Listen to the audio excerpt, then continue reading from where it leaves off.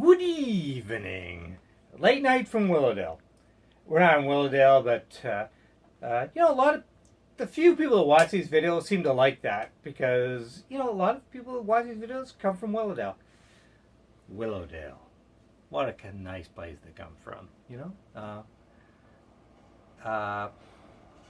we're not in Willowdale anymore. We're just south of Willowdale, so. I'm not going to be on that. Still always be late night from Willowdale because that's where it started. Okay. So what are we talking about tonight? Well, we're going to talk about the big issue of the day, national anthems and patriotism. So a bunch of the NFL players say, okay, we're going to kneel during the American national anthem. And that's all good. It's an honorable gesture, and it's fine. It's in response to Trump's stupid remarks and his sort of just stoking up the racial divide that exists in the United States. But I want to take it beyond that. I want to talk about rituals. And why do we stand for the national anthem anyways? Whether it's the United States, Canada, any country. Why do we... It's all silly nationalism, and why do we do it? We never examine these rituals. It begins in school. Now, when I was a kid, there used to be the Lord's Prayer, and they got rid of that, but there was still the national anthem. In Canada, we're less nationalistic. It's not the issue that exists in extreme nationalist countries like the United States and some others. But think about that. What a silly and stupid ritual. Standing for the national anthem. What does that mean? Like, who cares? Honoring the flag, standing for the national anthem. Let's just pull it back. Nation states should be judged on what they do for their citizens. Social justice, economic equality, quality of life. The United States fails on a lot of this. So I can understand why a lot of football players who are black, African American, black, don't want to stand for the national anthem, because they haven't benefited from American society. Even as a football player, you don't get paid tons of money, and football, 70% of the people in the NFL are black people, and they don't. There are very few black quarterbacks in the NFL because quarterbacks are seen as a white job. In a way, people don't talk about it, but it's coming out now. Basically, the NFL is kind of a league that basically is a league of slavery.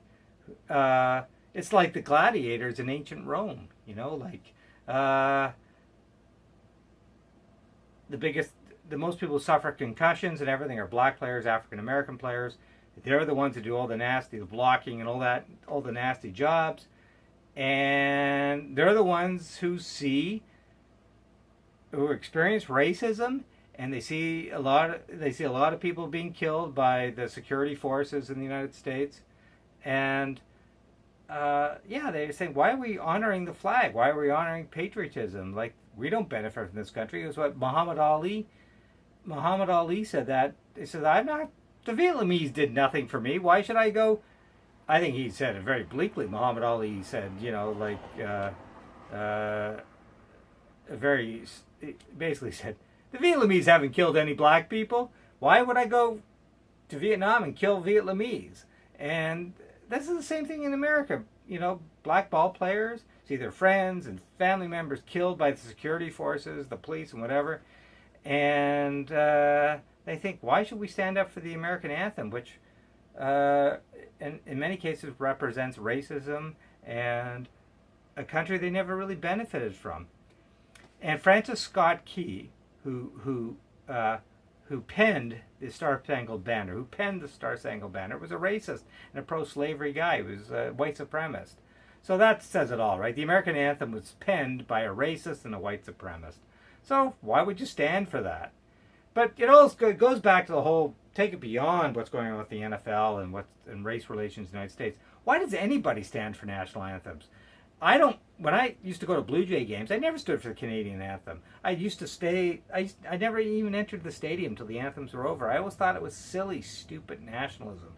And Canada is a country that doesn't have a lot of extreme nationalism. Not like the U.S., not like some others. And yeah, I always found this stuff silly. It's about rituals too. Silly rituals we never question. Okay, let's talk about rituals. When you grow up in our society, you're expected to get married. You're expected to have 2.4 children. You're expected to have a good job. You're expected to go to church. You're still expected to believe in God. That's odd. You're still expected to believe in sky gods and religion. Because if you say you're an atheist, people think you're a freak. And of course, you're expected to love dogs. And of course, you're also expected to love the state of Israel because Israel is the greatest country in the world. And if you don't love Israel, you're obviously anti-Jewish or anti-Semitic or whatever. There's certain rituals we grew up with that are all kind of silly and stupid. Religion, of course, being the dumbest. I'm an atheist, and this is a rock, 200 million years old, from just from 200 miles north of Toronto in the Canadian Shield. Look at beautiful. 200 million years old this rock is. I'm sorry, guys. The world wasn't created in 6 days. So, yeah, we have all these silly rituals we grow up with. Stand for the national anthem, love religion, love dogs, you gotta get married, you gotta have your 2.4 kids. It's all silly. The whole thing is silly. The national anthem, I'm glad this debate's going on in the U.S., but it's also a debate that can go on in any country, and it's as a Canadian, I think I can't stand hearing "Oh Canada," and it just makes me sick. And I'm glad Canada is not that patriotic and nationalistic. And as I said, when I went to sporting events like the Blue Jay games, I just basically stayed inside till the anthem was over because I didn't want people yelling at me or anything like that. Because I think the whole thing is silly and stupid. Nation states should be judged on how they treat their citizens, social justice, economic equality, quality of life, not hollow patriotism. Patriotism, as Samuel, the great English intellectual, said in 1775, patriotism is the last refuge of a scoundrel, or the scoundrel. Everyone knows the quote. Anyways, there were probably a couple of other things I wanted to talk about, so we're running out of time. But that is the big issue. Talk about the private email server. Yeah, I wanted to talk about the Invictus Games, which are taking place in Toronto. I was sitting at Woody's tonight, and down Church Street, all these police escorts escorting all the athletes in the Invictus Games. And I know they're disabled, and they went to war and all that. But I think this whole idea, wounded warriors, and we have to love them, and, they have the highway of heroes, and, in many countries in the world, and most of them went to Afghanistan, military service is voluntary. You signed up to go to war, just like you sign up to be a police officer. And when you sign up for this, you